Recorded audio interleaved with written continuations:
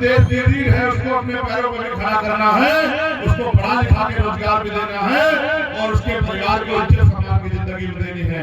तो मुझे बताओ, क्या मैं सभी से कह दूं कि आज के बाद अगले 3-4 दिन मेरा नौजवान साथी घर में बैठेगा, गांव गांव जाके माँ को, बहन को, भाई को, चाचा को, ताऊ को, दादा को, दादी को, सबको केंद्र पर वोट देने के लिए अपने निशान को बता के जागरूक करने के लिए तैयार होगा। बताओ दिल में नहीं दिल में ऐसे नहीं, दोनों हाथ उठाकर बताओ जोर से, ऐसे अभी मुस्लिम समाज के लोगों में कुछ गैर जिम्मेदारी है, उनको ऐसा लगता है कि भाई ये तो राज का काम है, ये सभी का कर पाएगा। याद रखना मेरी बात को, रानी का बेटा राजा नहीं बनेगा, राजा बनेगा जिसको जनता वोट करेगी, आशीर्वाद देगी।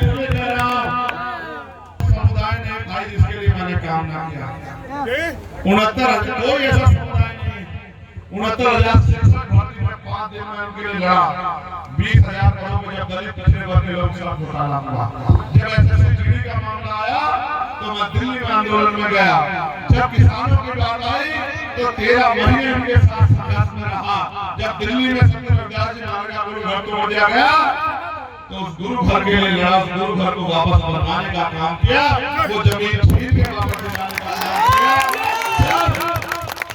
यहाँ आपको याद होगा वो जगह थी दरभंगा, बहन ज्योति पासवान को साथ जुल्म मुआफ की, अपमानित करके हत्या कर दी मेरी छोटी बहन की।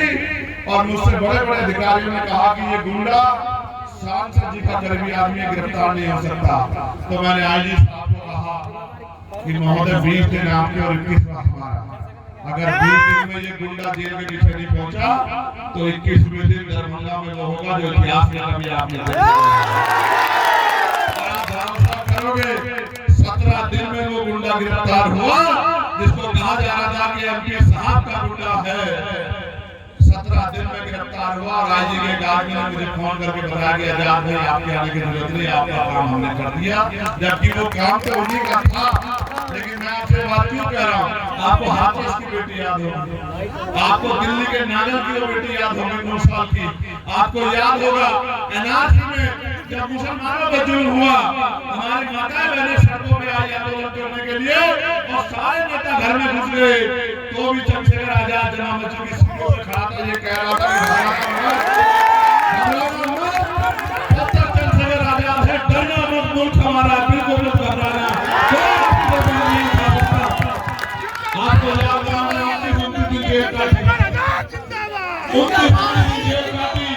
मेरी पीठ पे इतनी लाठियां पड़ी जितनी मेरी शरीर पे हड्डियां नहीं, मेरे नखून खींच गए, मेरी रीढ़ की हड्डी में इतना गैप कर दिया गया, मेरे दांत तोड़ दिए, मैंने कभी हार नहीं मानी, क्योंकि मैं अपने लिए नहीं लड़ता।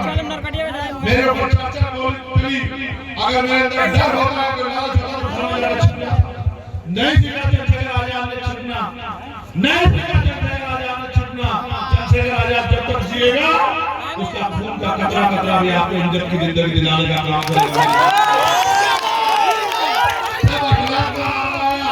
पहलू का मामला आया, नजीर का मामला आया, नजीर का मामला आया, जुनैद का मामला आया, तबलीगी जमात का मामला आया, जब कर्नाटक में हिजाब का मामला आया, जिन नेताओं का वोट देके जिनको आपने जमीन से उठा के आसमान पे बनाया, वो घर में मरकर सो रहे थे।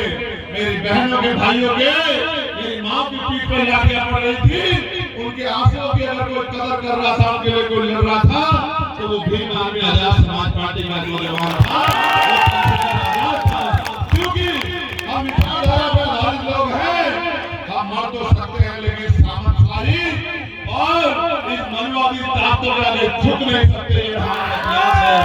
मैं मदद मांगने के लिए आया हूँ कि आपने 70 साल तक भारत की राजनीति में सब पे भरोसा किया, एक मौका चंद्रशेखर आजाद को दो, अगर आपको किसी दूसरे नेता की जरूरत पड़ गई तो जो सजा मुझे देना चाहते हो दे देना, एक मौका चंद्रशेखर आजाद को दो और फिर देखो किस तरह जिंदगी बदलती है, किस तरह आपकी बात आगे बढ़ती है, किस तरह आपकी उम्मीद परवान चढ़ती है, किस तरह आपको इज्जत की जिंदगी मिलती है, किस तरह संविधान लागू होता है।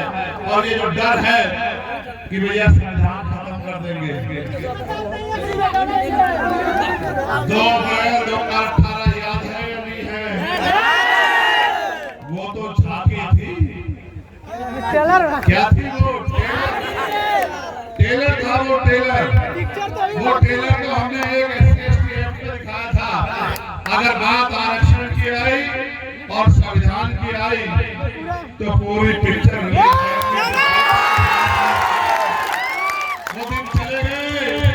वो दिन चले गए कि कोई भी आए और एक लाठी से पूरे गांव को घेर ले। आज तो गांव-गांव में चंद्रशेखर आजाद है, मूंछों पे ताव देता है और सामंतों को ललकार के कहता है कि घबराओ मत, हमारा भाई ताकतवर होने वाला है, चिंता मत करो। मैं मदद मांगने आया हूं और मुझे पूरा विश्वास है कि वाल्मीकि नगर के लोग मुझे निराश नहीं करेंगे। टाइगर जिंदा है। मुझे भरोसा है कि आप मुझे निराश नहीं करोगे। बताओ निराश करोगे या इज्जत दोगे? बताओ हाथ बताओगे। तो फिर आखिरी बात सुन लो, गरीबों का मसीहा जिंदाबाद, गरीबों का मसीहा जिंदाबाद। अब कोई किसी नारे पे नहीं जाएगा, बस एक ही बात करेगा, केतली केतली। सारी पार्टी देख ली। देखो ये तो सारा विपक्ष और सरकार यही थी। इन्हीं के रहते 350 का सिलेंडर 1150 रुपए का हुआ। 100-200 रुपए का आने वाला बिजली का बिल 600-700 रुपए का हुआ। और इनके रहते ही हमारे बदन से कभी गमछा, कभी शर्ट, कभी बनियान जाता रहा और ये घर में पड़ के सोते रहे। लेकिन धीरे धीरे से आपने अपनी लड़ाई मजबूत की तो ये विकास के लोग ये आपकी भाषा बोलने लगे, बोलने लगे, की बात करने लगे हैं, आरक्षण की बात करने लगे हैं। आरक्षण की बात नहीं करेंगे और आपको कंधों में बिठाएंगे, क्योंकि अब आपकी ताकत बनने वाली है। अब उनको ये पता लग गया है कि ये बीज है, ये रुकने वाले नहीं, ये तो अब राज करने के लिए तैयार हो गए हैं। तो मैं आपसे अपील करता हूँ कि एक-एक वोट और घर से निकलना, मेरे भाइयों, वोटिंग परसेंटेज ज्यादा होना चाहिए।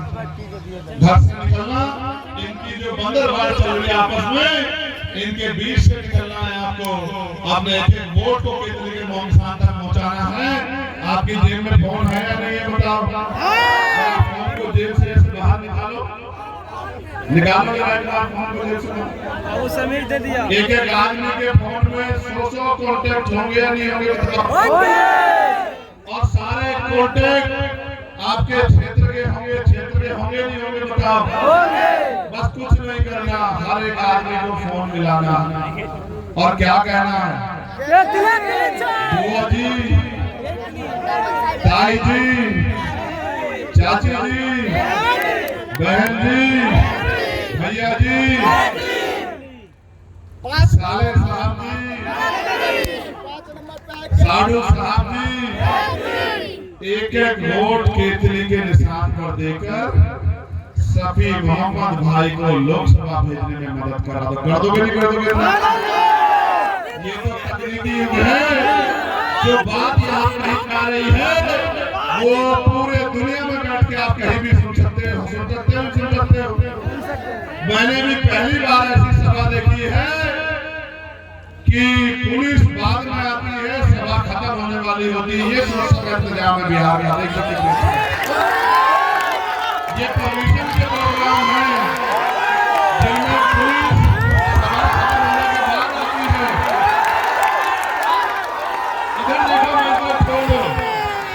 ये हमें नीचा दिखाने का इंतजाम है कि आपके नेता की हैसियत क्या है। चाहे कोई नुकसान पहुंचा दे, चिंता मत करो। आज के अपमान को मैं अपने दिल को लगा लूंगा।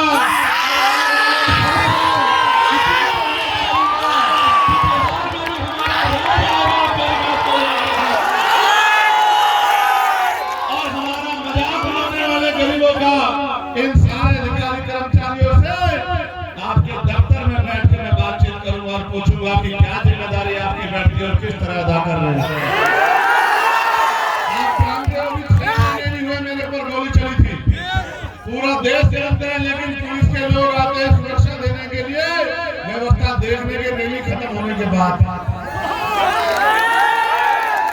ये सत्ता का दबाव है या विपक्ष का, ये तो यही लोग जानते होंगे, लेकिन मेरी बात पे गौर करो, छोड़ दो इनको।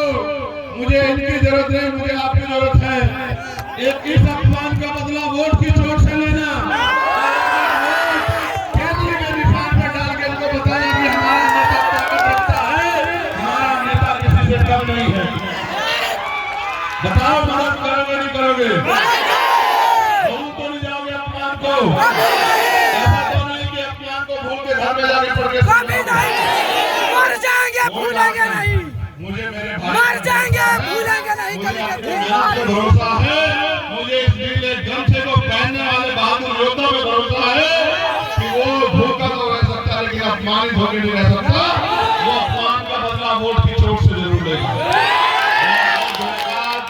आप सब लोग अपना कीमती समय निकाल के आए, मैं आप सबका दिल से शुक्रिया अदा करता हूँ और मैं आपको वचन देकर कहता हूँ वाल्मीकि नगर के लोगों, आपको मेरे खून के एक कतरे की जरूरत पड़ेगी तो आपको ढूंढना नहीं पड़ेगा चंद्रशेखर आजाद के। और ये जो एक छोटे भाई ने मुझसे कहा कि ये जो अग्निवीर लाके इस सरकार ने हमारा बहुत बड़ा नुकसान किया और हमारे पक्की नौकरी को 4 साल की नौकरी कर दी, तो विपक्ष का तो मुझे नहीं पता बेचारा हटा पाएगा नहीं हटा पाएगा, लेकिन पार्लियामेंट में पहले दिन से हम लोग इनकी जान खत्म कर देंगे कि सेना का अपमान हम लोग बर्दाश्त नहीं करेंगे, किसी की हिम्मत नहीं करेंगे। आपको भी कह रहा हूँ, जितना बैकलॉग आपके यहाँ है, आपकी सरकार को भी नाको चने चबवा दूंगा जब तक वो बैकलॉग भर के मेरे भाइयों को रोजगार नहीं मिलता। मेरी बात को आप याद रखना। और जातिगत जनगणना भी होगी, आरक्षण बढ़ेगा भी और आपको नौकरी रोजगार मिलेगा भी। बहुत बहुत धन्यवाद। निशान क्या है हमारा, जोर से बताओ। इतनी कम आवाज नहीं मानूंगा बिहार के लिए। क्या है हमारा निशान? हाँ, इनको बता दो कि ये पैर नहीं, ये प्यार करने वालों का। और अगर आज हमारी दूसरी सभा ना होती तो इस सभा में जहां अधिकारियों की गाड़ियां खड़ी है वहां तक भी हमारे लोग बैठे होते। ये हमारे 2 सभा होने की वजह से ये आराम से घूमते फिर रहे हैं। मैं भी इलेक्शन